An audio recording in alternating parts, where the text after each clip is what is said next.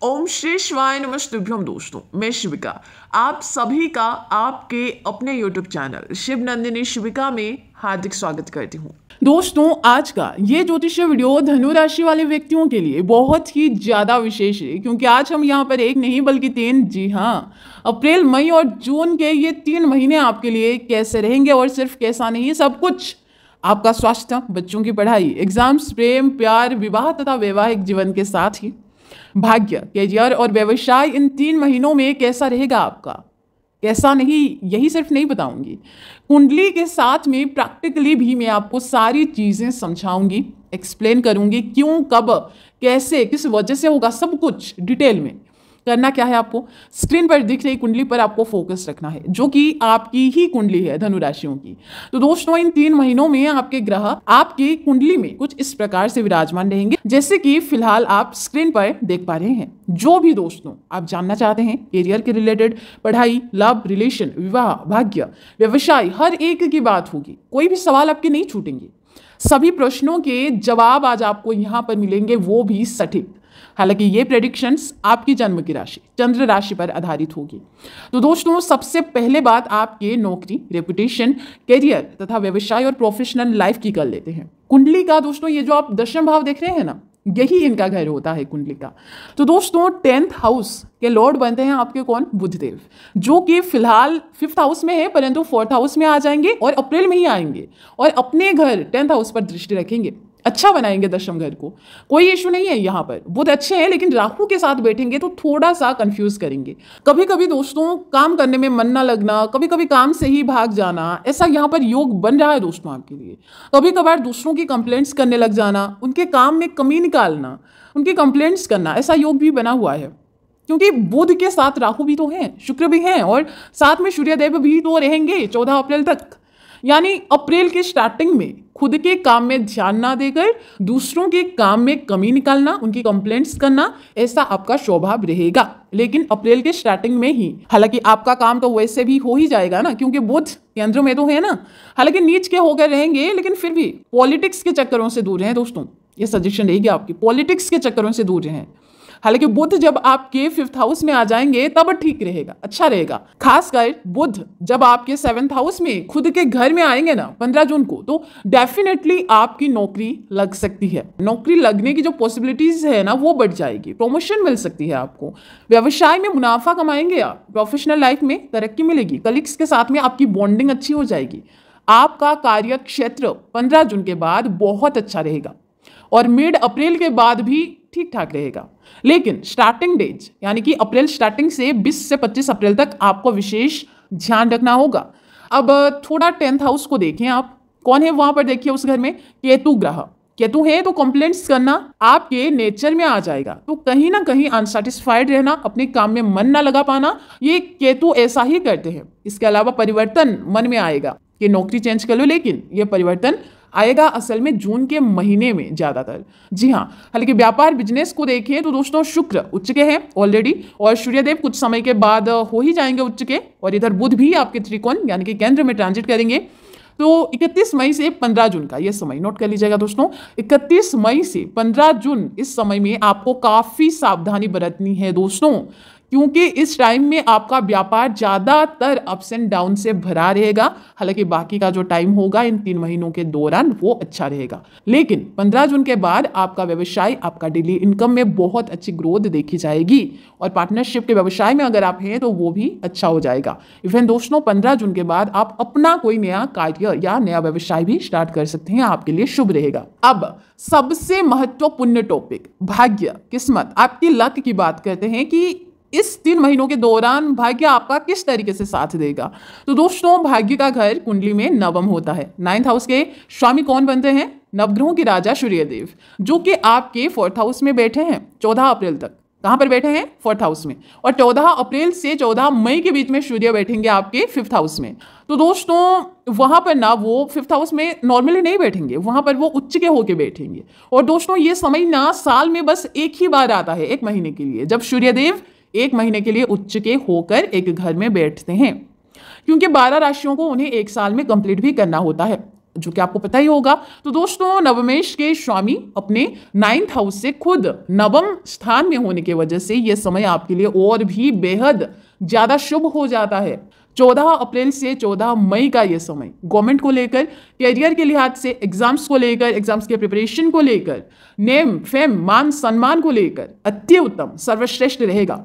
मांगलिक कार्य, investment, share market, trading, finance आदि से रिलेटेड कोई भी कार्य, कोई भी डिसीजंस आप लेते हैं, कार्य करते हैं तो निश्चित तौर पर आपको लाभ होगा और जो भी कार्य आप करेंगे तो वो सारे कार्य निर्विघ्न संपन्न भी होंगे। 14 मई से 14 अप्रैल तक कुछ भी आप करते हैं जिसमें आपको अपनी भाग्य का भरपूर साथ चाहिए होगा तो भाग्य उसमें आपका सिर्फ साथ नहीं, संपूर्ण तरीके से आपको सपोर्ट करेगा। जिसके बाद सूर्य 6th हाउस में आ जाएंगे 14 मई को, और 14 मई से 14 जून वो वहीं पर रहेंगे 6th हाउस में।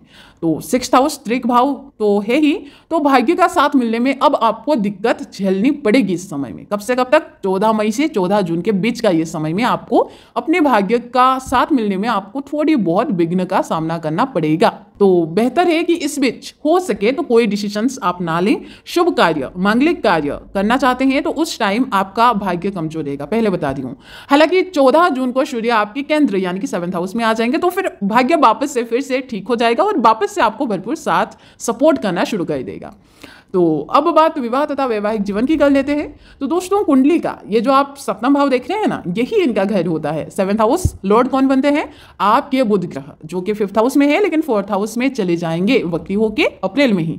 ओवरऑल देखें तो दोस्तों वैवाहिक जीवन बिल्कुल सही है, सर्वश्रेष्ठ है, क्योंकि कोई भी पापी ग्रह की दृष्टि इन 3 महीनों के अंदर आपके 7th हाउस पे नहीं पड़ रही है। ना राहु, ना शनि, ना मंगल, कोई भी नहीं। 7th हाउस आपका बचा हुआ है इस बार, तो वैवाहिक जीवन निश्चित रूप से अच्छा जाएगा। लेकिन बुध जब आपके 6th हाउस में आ जाएंगे ना तो यहीं से गड़बड़ होना शुरू हो जाएगा। तो बुधदेव आएंगे 31 मई को आपके 6ठे घर में और रहेंगे कब तक? 15 जून तक। तो ये समय ना दोस्तों थोड़ा अनबन क्रिएट कर सकता है आपके रिश्ते में। आप फ्रस्ट्रेटेड फील करेंगे, मिसअंडरस्टैंडिंग हो सकती है, या फिर लाइफ पार्टनर के हेल्थ में थोड़ा बहुत अप्स एंड डाउन देखने को मिलेगा, क्योंकि 6th हाउस तो त्रिक तथा रोग का ही होता है ना। लेकिन 31 मई से 15 जून तक ही ये सारी चीजें होने की पॉसिबिलिटीज रहेगी। बाकी का जो समय है वो अच्छा रहेगा वैवाहिक जीवन तथा विवाह के रिलेटेड भी, क्योंकि 15 जून को बुध स्वयं के घर 7th हाउस में ही विराजमान हो जाएंगे और ये समय वैवाहिक जीवन हो या फिर विवाह से रिलेटेड कोई भी कार्य, कुछ भी, सब कुछ निर्विघ्न संपन्न होंगे। क्योंकि कोई भी ग्रह जब अपने घर में आते हैं ना तो वो अपने घर से रिलेटेड हर एक चीज को अच्छा बना देते हैं, हर एक चीज में वो इंप्रूवमेंट ला देते हैं। तो अब दोस्तों चलिए बात कर लेते हैं विद्यार्थियों की, या जो कुछ सीखने की प्रयास कर रहे हैं या जिनकी एग्जाम्स है और वो प्रिपरेशन में लगे हुए हैं उनकी कर लेते हैं। तो दोस्तों कुंडली का ये जो आप पंचम भाव देख रहे हैं ना, एजुकेशन तथा विद्यार्थियों के साथ इन सभी का होता है। जिस घर के स्वामी आपके बनते हैं कौन? सेनापति मंगल, जो कि दोस्तों 3rd हाउस में है लेकिन 23 अप्रैल तक ही 3rd हाउस में रहेंगे। उसके बाद वो आपके 4th हाउस में आ जाएंगे, यानी 23 अप्रैल के बाद आपकी जो पढ़ाई है या फिर जो भी आप सीख रहे हैं, सिंगिंग, पेंटिंग, डांसिंग, कुकिंग, कुछ भी सर्वश्रेष्ठ रहेगी। क्योंकि 4th हाउस कुंडली का बहुत ही अच्छा घर माना जाता है दोस्तों, केंद्र का होता है। तो केंद्र तो है ही, साथ में मित्र का घर भी बन जाता है मंगल देव का। तो हाँ, गुरु के घर में आ जाएंगे मंगल 23 अप्रैल के बाद। लेकिन इससे भी अच्छा समय तब होगा, अच्छी पढ़ाई बच्चे तब करेंगे जब मंगल आपके पंचम घर में आ जाएंगे। और ये होगा कब? 1 जून को। जी हाँ, 1 जून को अपने घर में ट्रांजिट करेंगे मंगल देव। आपकी पढ़ाई, एग्जाम्स की प्रिपरेशन तथा कुछ भी जो आप सीख रहे हैं या फिर हायर एजुकेशन करनी है बेहद अच्छी हो जाएगी, क्योंकि पंचम घर के स्वामी का पंचम भाव में ही आ जाना ये कोई छोटी बात नहीं है दोस्तों।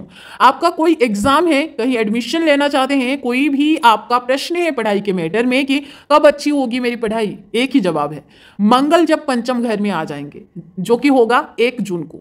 जी हाँ, 1 जून के बाद का समय अति उत्तम समय रहेगा दोस्तों आपके लिए। अब पढ़ाई के बाद प्रेम प्यार की भी बात कर लेते हैं। आने वाले 3 महीनों के अंदर क्या कुछ होगा, क्योंकि लव रिलेशन तथा संतान का घर भी कुंडली का पंचम भाव ही होता है। देखिए, आपके कुंडली के पंचम भाव में गुरु के साथ कौन बैठे हैं? बुध बैठे हैं, जो कि बहुत ही अच्छा है एक तरीके से, क्योंकि मंगल के घर में गुरु और इधर मंगल भी गुरु के घर में आ जाएंगे ना दोस्तों। 20 अप्रैल तक ना थोड़ा सा मिसअंडरस्टैंडिंग ना हो, इस पर आपको ध्यान देना है, क्योंकि 5th हाउस के जो लॉर्ड बनते हैं मंगल शनि के साथ में बैठे रहेंगे। जिनके साथ भी आप रिलेशन में है ना दोस्तों, उनका नेचर बदला हुआ लगेगा आपको। एटीट्यूड, एग्रेशन ये बहुत हाई लेवल का रहेगा उनका। छोटी छोटी बातों को लेकर नाराज हो जाना ये देखा जाएगा, लेकिन ये सब सिर्फ और सिर्फ 25 अप्रैल तक ही देखा जाएगा। 25 अप्रैल के बाद तो थोड़ी बहुत इंप्रूवमेंट आ ही जाएगी रिलेशनशिप में, अंडरस्टैंडिंग बढ़ेगी, आप दोनों की कनेक्शन में स्ट्रांगनेस आना शुरू हो जाएगा। लेकिन जून के बाद जब मंगल आपके 5th हाउस में आएंगे ना, तो पैचअप होने की पॉसिबिलिटीज बढ़ जाएगी। जो सिंगल हैं उनका लव रिलेशन बन सकता है। अब अंतिम विषय दोस्तों आपके स्वास्थ्य की बात करेंगे। कुंडली का पहला घर स्वास्थ्य का होता है। 1st हाउस के लॉर्ड आपके मानते हैं देव गुरु बृहस्पति, और बृहस्पति यानी कि जो गुरु हैं वो आपके 5th हाउस में हैं। पूरे अप्रैल वहीं पर रहेंगे, लेकिन मई को आपके 6th हाउस में आकर मई और जून का ये 2 महीने आपके 6th हाउस में ही रहेंगे, कोई परिवर्तन नहीं करेंगे। जैसे कि आपको पता ही होगा कि कुंडली में 6th, 8th और 12th हाउस अच्छा नहीं माना जाता, त्रिक तथा रोग का घर कहा जाता है। ऐसे में आपके स्वास्थ्य तथा आपके राशि के जो स्वामी बनते हैं देवगुरु बृहस्पति, उनका 6th हाउस में आ जाना ये अच्छी बात नहीं है दोस्तों, क्योंकि एक तो 6th हाउस वैसे भी अच्छा नहीं है, रोग का घर है, ऊपर से गुरु के लिए 6th हाउस कुंडली का उनके शत्रु शुक्र का घर बन जाता है। और इतना ही नहीं, बल्कि दोस्तों गुरु जो है ना वो 6th हाउस में सिर्फ बैठेंगे ही नहीं, वो 6th हाउस पे रह के आपके 12th हाउस में भी दृष्टि रखेंगे, यानी खर्चे। पेट का विशेष ध्यान रखिएगा दोस्तों मई और जून के महीने में, क्योंकि गुरु हमारे फैट, डाइजेशन और लिवर होता है। सो खाने पीने पर विशेष ध्यान दीजिएगा। ओवरऑल कहें तो अप्रैल का महीना स्वास्थ्य के लिहाज से सर्वश्रेष्ठ रहेगा। उसके बाद आपको ध्यान अपना रखना ही रखना होगा। चलिए फिर अब हम मिलेंगे कल किसी और राशि के 3 महीनों के प्रेडिक्शंस के साथ में। Till then take care and bye bye.